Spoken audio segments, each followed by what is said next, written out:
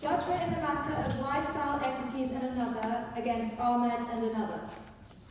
Lord Legate will hand down this judgment. Mr. Kashif Ahmed and his sister, Ms. Bushra Ahmed, were directors of a company called Hornby Street Limited, which carried on a wholesale business arranging for the manufacture of clothing and selling it to retailers. During a period of roughly 10 years, Hornby Street sold various items of clothing with logos showing pictures of polo players on horses and the words Santa Monica Polo Club.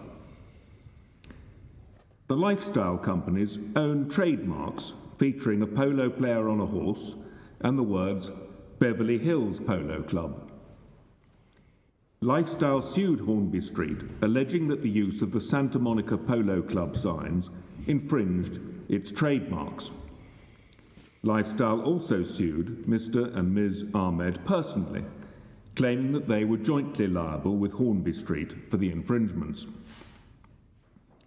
Liability for infringing a trademark is strict.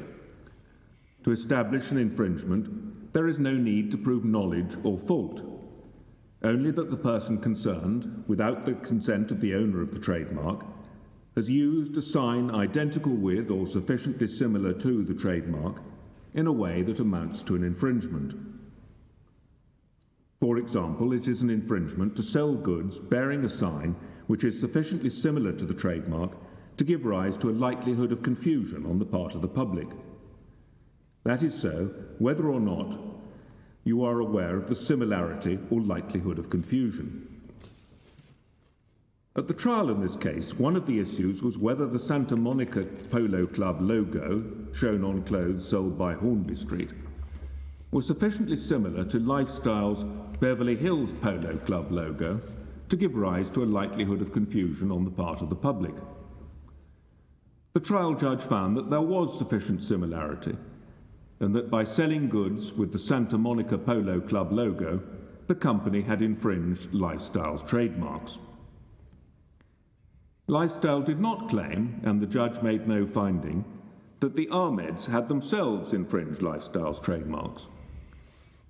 The sales of goods bearing the Santa Monica Polo Club signs were made by the company, Hornby Street, and not by its directors, the Ahmeds. The case against the Ahmeds was one of so-called accessory liability. A person may be liable as an accessory, even if they have not themselves done a wrongful act, on one of two bases: either because they have procured or induced someone else to do a wrongful act, or on the basis that the act was done by the other person pursuant to a common design between them. Lifestyle put its case against the Ahmeds on both bases. They argued that the Ahmeds had induced the company, Hornby Street, to do acts which infringed Lifestyle's trademarks, and that the infringing sales and other infringing acts had been done pursuant to a common design between the Ahmeds and the company. The judge held that the Ahmeds were liable as accessories on both these bases. He made no finding that the Ahmeds knew or ought to have known that the company was infringing any trademarks. For example, so far as the evidence showed and the judge found, the Ahmeds at all times honestly believed that the Santa Monica Polo Club signs were sufficiently different from the Beverly Hills Polo Club signs that there was not a likelihood of confusion or infringement. But on the view the judge took, the lack of such knowledge did not matter. He approached the claim on the footing that just as trademark infringement is a wrong of strict liability, so liability as an accessory is also strict, and no proof of knowledge or any other mental element is required. On the question of remedy, Lifestyle claimed against the Ahmeds an account of profits, that is, an order requiring them to pay over to Lifestyle profits made from infringing its trademarks. The judge held that the Ahmeds were not liable to account for profits made by Hornby Street, but he held that the Ahmeds were liable to account for profits which they had themselves made from the infringements. Sales of infringing goods were estimated to have made up around 10% of the company's turnover during the relevant period, and on that basis the judge treated 10% of the salaries paid to the Ahmeds as profits attributable to infringing sales. He also decided that a loan made by Hornby Street to Mr. Ahmed represented a profit derived from the infringements. Both parties appealed to the Court of Appeal. The Court of Appeal upheld the judge's decision on all relevant points, except as regards the loan made to Mr. Ahmed, which they held was not a profit made by him. Both parties have appealed again to the Supreme Court. The Lifestyle complains that the lower courts did not go far enough, and that the Ahmeds should have been ordered to account not just for profits which they had made from infringements of Lifestyle's trademarks, but for profits which the company, Hornby Street, had made from the infringements. On their appeal, the Ahmeds argue that it was wrong to hold them liable at all as accessories when there was no finding of knowledge or fault on their part. And in any case, it was wrong to make any order against them for an account of profits.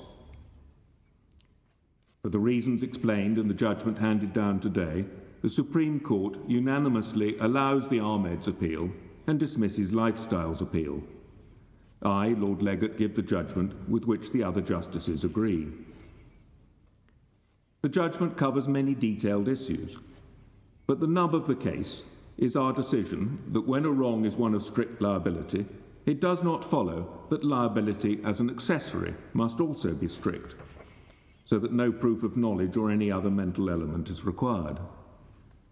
Such an approach would cast the net of liability far too wide. For example, in a case such as this of trademark infringement, it would potentially impose legal liability on sales assistants or other employees who have caused the company to sell infringing goods to customers without knowing that those sales are infringing someone's trademark. There is no logical reason why the knowledge requirement for liability as an accessory must mirror the knowledge, if any, required to commit the underlying wrong. In other related areas of the law, there is no such correspondence. For example, breach of contract is a matter of strict liability. You can be in breach of contract whether you know it or not. But to be liable as an accessory for inducing someone else to break their contract, knowledge of the relevant facts is required.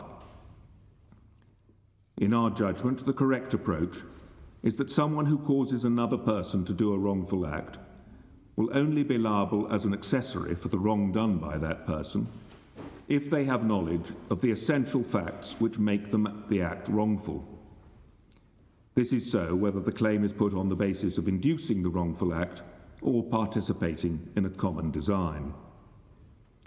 Applying this approach to the facts of this case, as neither Mr. Ahmed nor Ms. Ahmed was found to possess knowledge of the essential facts which made the acts of Hornby Street in using the Santa Monica Polo Club signs wrongful, they are not liable as accessories for the company's infringements.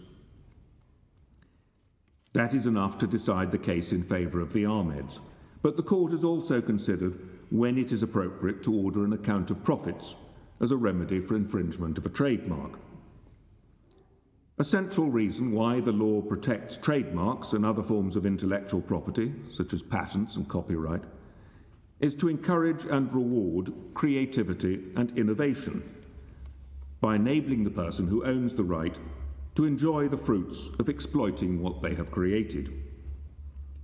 Ordering a person who makes profits from using a trademark unlawfully without the owner's consent to pay over those profits to the owner of the trademark promotes this purpose by redirecting the profits to the person entitled to reap the benefits of exploiting the intellectual property.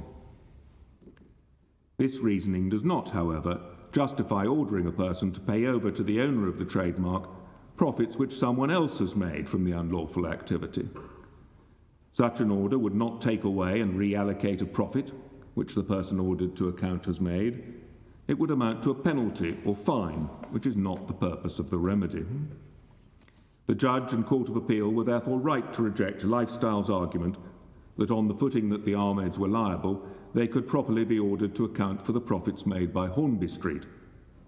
They could only properly have been ordered to account for any profits which they themselves had made from the infringements. We agree with the Court of Appeal that the loan made by Hornby Street to Mr. Ahmed was not a profit. A person is not made any richer by borrowing money. Where, in our opinion, both the lower courts went wrong was in treating part of the Ahmed's salaries as profits made from sales of infringing goods. There was no evidence or finding that their salaries were anything other than ordinary remuneration for the work they did.